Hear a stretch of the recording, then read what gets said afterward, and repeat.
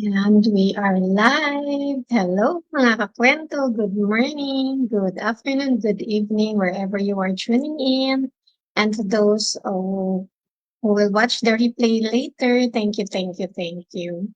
Welcome back to my another episode of Kape at Kwento, Kwentong Pagbabago. Ako po si Lori, a former OFW, a mother of two, the face behind Life with Lur business page, and a proud digital business owner.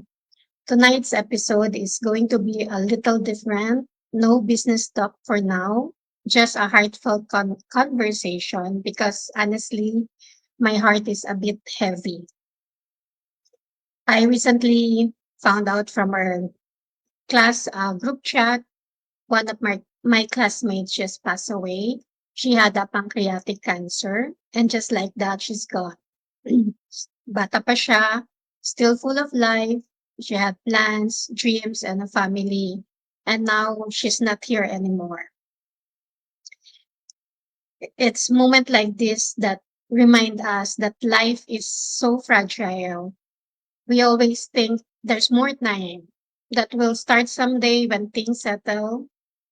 But what if that someday never comes? We work hard, we stay busy, we hustle, but do we really get to live?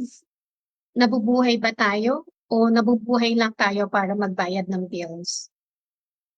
Hindi ako nag-OFW, I'm a former OFW, but still I remember how hard it was. Yung long hours, yung pressure, yung distance mo na aalis ka from bahay, pupunta ka sa office, yung distance mo sa mga loved ones mo. That's why I'm thankful I found a way to create a different kind of life, a life with more peace, more time, more presence. And honestly, I wish more people knew that they have options too. Not later, not next year, but now, while they still can. Maybe this is a wake up call for someone watching to stop postponing your happiness, to stop delaying the life that you truly deserve. You don't need to wait until you are tired or until life forces you to pause. You can choose to live differently now, to dream again, to create a life that gives you both purpose and peace. To my classmate, thank you for the quiet reminder that life is too short, that time is precious, that we shouldn't take our days for granted.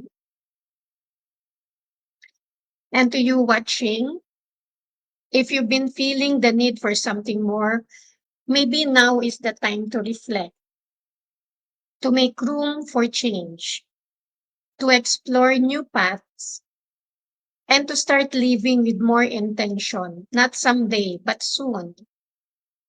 Use your time wisely, make your life count, do the things that matter, start the life you really want while you still can.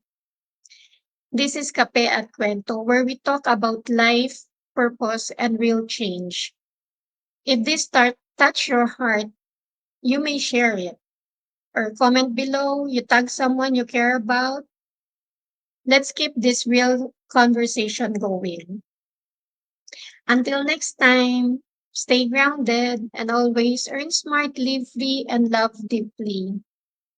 Bye for now until my next live. God bless us all. Bye bye.